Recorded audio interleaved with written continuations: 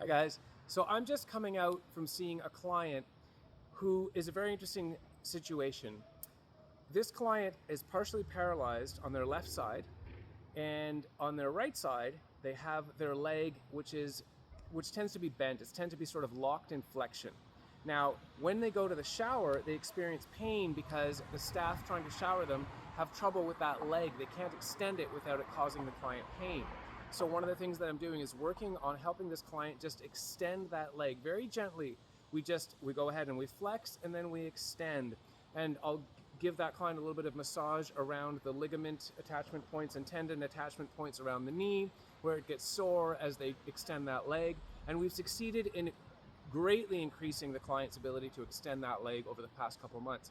Now, on the other side, the client is partially paralyzed, as I mentioned. What's interesting is when this client came to this residence, they were able to move that side. They suffered a stroke. They were able to move that side. And we worked together for a little while, and then we didn't work together for about 9 months. And during that 9 months, the client didn't move that side of their body. And what's so fascinating is that it's generally considered that they are not able to move that side of their body, but I knew that they weren't completely paralyzed when they came. Some folks just are. This client wasn't, and isn't. And so what we've been doing is getting little bits of motion going on that left side. For example, I'll have them inhale and gently try to lift that left arm, and they'll get it to move.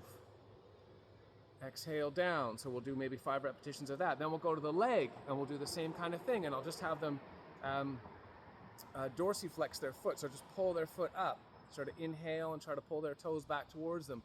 And then exhale, plantar flex, bring it down a little bit. Now, they move only a little bit, but what's amazing is that they do it. And today, the client saw their arm move. I said, look at your arm.